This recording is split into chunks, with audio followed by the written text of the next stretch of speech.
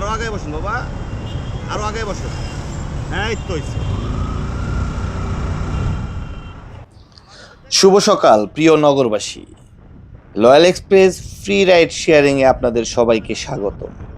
আজকে দেখতে পাচ্ছেন ঢাকার রাজপথ অনেকটাই ফাঁকা। তার কারণ হলো সকাল 6:30-40 নাগাদ বনানীতে মর্মান্তিক এক সড়ক দুর্ঘটনা হয়েছে। যেই সড়ক দুর্ঘটনায় ট্রাকের চাপায় পিষ্ট হয়ে 2জন নারী পোশাক শ্রমিক নিহত হয়েছেন। ইন্না লিল্লাহি ওয়া ইন্না ইলাইহি রাজিউন। আল্লাহ তাআলা তাদেরকে ক্ষমা করুক এবং বেহেশত নসিব করুক। পবিত্র এই রমজান মাসে এই ধরনের সড়ক দুর্ঘটনা একেবারেই কাম্য নয়। ভোরবেলা বিশেষ করে ঢাকা শহরের রাস্তা যতটা ফাঁকা থাকে ততটাই দুর্ঘটনা কবলিত থাকে। এই সময় ড্রাইভাররা একটু বেশি গতিতে গাড়ি চালায় এবং তাদের চোখে ঘুম থাকে। এটা মিথ্যা কথা না, এটা একদম সত্যি কথা। তো সড়ক দুর্ঘটনার যে ভিডিও ফুটেজ দেখলাম, সেই ভিডিও ফুটেজ দেখে আসলে আমার মনে হয়েছে যে ড্রাইভার সাহেব ইচ্ছা করলেই এই সড়ক দুর্ঘটনাটা প্রতিহত করতে পারতেন। কারণ তার গাড়িটি চাপা পড়ার পরে তার পেছনে যে গাড়িগুলো ছিল ওই গাড়িগুলো কিন্তু অলমোস্ট ব্রেক করে ফেলছিল। তার মানে সেও ব্রেক করতে পারত। আর সড়ক দুর্ঘটনার যে ভিডিও ফুটেজটা দেখলাম সেটা দেখে আসলে আমার সত্যিই খুব খারাপ লাগছে। তার কারণ হলো ডবল ভাবে তারা দুইটা মানুষকে একসাথে রিপিট করে দিচ্ছে, যেটা আসলে খুব ন্যাক্কারজনক একটা ঘটনা। এই ধরনের ড্রাইভারদের কারণে অন্যান্য ড্রাইভারদের বদনাম হয়। কারণ এই ড্রাইভার যেহেতু একটা ট্রাক চালায় বা একটা লরি চালায়, তার মানে উনি এই সড়ক ধরে প্রায় সময় যাওয়া আসা করে আমার মতো করে। তো তার জানা উচিত ছিল বা তার দেখা উচিত ছিল যে রাস্তায় এইমাত্র গার্মেন্টস ছুটি হয়েছে, তো তার গাড়ির গতি আরও কমানো উচিত ছিল, কিন্তু উনি কমায় নাই গা, উনি চালায় চলে গেছে গায়ের উপর দিয়ে। এটা আসলে একটা লজ্জাজনক ব্যাপার। যেহেতু আমি পরিবহনের সাথে জড়িত, তো পরিবহনের কোনো বদনাম হওয়া মানে আমারও বদনাম হওয়া। তো ভিউয়ার্স, আমরা যারা গাড়ি চালাই বা গাড়ি চালাবো, আমরা অবশ্যই আমাদের গতি নিয়ন্ত্রণের মধ্যে রেখে চালাবো, এটা আমি আশা করি। তো আজকে এটা নিয়ে আমার দ্বিতীয় রাইড। এর আগে একজনকে আমি এই কুর্মিটোলা পর্যন্ত নামাই দিয়ে গেছি। কারণ আমাদের দেশের মানুষের মধ্যে একটা চেতনা আছে যে কেউ যখন মাইনকা চিপায় পড়বে তখন তাকে উসলায় খাবা।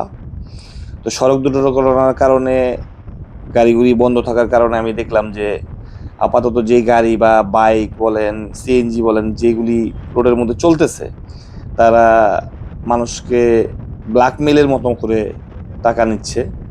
তো এক ভদ্রলোক আমাকে প্রথমে সৈনিক ক্লাবের গেট থেকে বের হয়ে আমাকে জিজ্ঞাসা করলো যে আমাকে কি একটু উত্তরা নামাই দিবেন। আমি বলছি যে হ্যাঁ নামাই দিব। বললো কয় টাকা লাগবে। তো আমি বললাম যে টাকা লাগবে না। তো টাকা লাগবে না বলার পরে ওই ভদ্রলোক খুব অবাক হইলো। বললো টাকা লাগবে না মানে? আমি বললাম যে আমি তো ফ্রি রাইড শেয়ার করি। ঠিক আছে। তো উনি বললো যে আমি একজন আর্মি পার্সন, আমি মেজর উমুক। বললাম যে হ্যাঁ খুব ভালো, বসেন, আমি আপনাকে যতটুকু পারি নামাই দিব। তো আমি ওই আর্মি ভাইয়াটাকে কুর্মিটোলা পর্যন্ত নিয়ে আসছি। তখন কুর্মিটোলার সামনে প্রচণ্ড জ্যাম ছিল, যার জন্য আমি চিন্তা করলাম যে না, আজকে আমি আর ওইদিকে যাবো না। আমি ভাইয়াকে বললাম যে ভাই, এখান থেকে যেহেতু গাড়ি চলতেছে, আপনি এখান থেকে একটা গাড়ি দুটো চলে যান, আমি ব্যাক করে বাসায় চলে যাই। তো ভাইয়া বললো ঠিক আছে। তো ভাইয়াকে কুর্মিটোলা নামাই দিয়ে আমি ব্যাক করে আবার আরবি স্টেডিয়াম পর্যন্ত চলে গেছিলাম। তখন আবার আমার অফিস থেকে একটা ফোন দিল যে একটু অফিসে আসেন। তো আমি আবার বাইক ঘুরাইছি। বাইক ঘুরাই যখন আমি যাচ্ছিলাম তখন এই মুরব্বিকে পেয়ে গেলাম। আপনারা দেখছিলেন মুরব্বি দীর্ঘ সময় জিয়া কলোনির সামনে যে জায়গাটা আছে, এই আন্ডারপাসের এইখানে মুরব্বি দীর্ঘ সময় অপেক্ষা করছিলেন। তো মুরব্বিকে বললাম যে মুরব্বি টাকা লাগবে না, ওঠেন।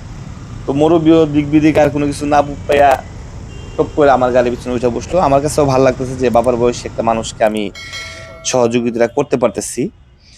তো ভিউয়ার্স, আমাদের যাদের সুযোগ আছে যে আমরা চাইলে অন্যের জন্য কিছু করতে পারবো, তখন অবশ্যই আমাদের করা উচিত। দেখতে পাচ্ছেন এই জায়গায় জনজনের মধ্যে আবার উল্টা পথে গাড়ি আসতেছে। তো ড্রাইভারদেরকে আমি এই রিকোয়েস্টটা করবো যে কখনো এই কাজটা করবেন না। হ্যাঁ, উল্টা পথে গাড়ি চালানোটা খুব একটা খারাপ ব্যাপার। হ্যাঁ, এই কাজটা করবেন না। আর অন্যান্য ড্রাইভারদেরকে বলবো যে যাত্রীদের নিরাপত্তা, পথচারীদের নিরাপত্তা দেওয়াটাও আমাদের দায়িত্ব। আবার পথচারীদেরকে বলবো যে আপনাদেরও কিন্তু দায়িত্ব আছে। রাস্তার মাঝখানে গাড়ির সামনে গিয়ে দাঁড়ায় হাত দেখায় বলবেন থামতে, ঠিক আছে? এটা উচিত না। আমাদের সবারই অনেক ভুল আছে সড়ক পথে চলার সময়। তো ভিউয়ার্স, মুরব্বি খিলক্ষেত নামবে, তো আমি অলমোস্ট খিলক্ষেতের কাছাকাছি চলে আসছি। তো মুরব্বি আমার পেছনে বসে আমার সাথে অনেক গল্প করলো, আমার অনেক প্রশংসা করলো, বা আমার কাজের প্রশংসা করলো, বা আমার এই ধরনের আইডিয়াটা কিভাবে আসলো, মুরব্বি এই জিনিসটা জানতে চাইলো। হয়তো বাসায় গিয়ে তার ছেলেকে বলবে যে তুই পারস না, তুই তো সারাদিন একলা একলাই ঘুরোস। আমাদের সমাজের বাবারা এরকমই হয়, বাবাদের কোনো তুলনা হয় না। বাবারা আমাদের জন্য যে ত্যাগ করে, সেই ত্যাগ পৃথিবীতে আর কেউ করবে না। ভিউয়ার্স, আমার বাবা বেঁচে নেই, আমার বাবার জন্য আপনারা দোয়া করবেন, আর যাদের বাবা বেঁচে আছে তাদেরকে যথাযথ সম্মান প্রদর্শন করবেন।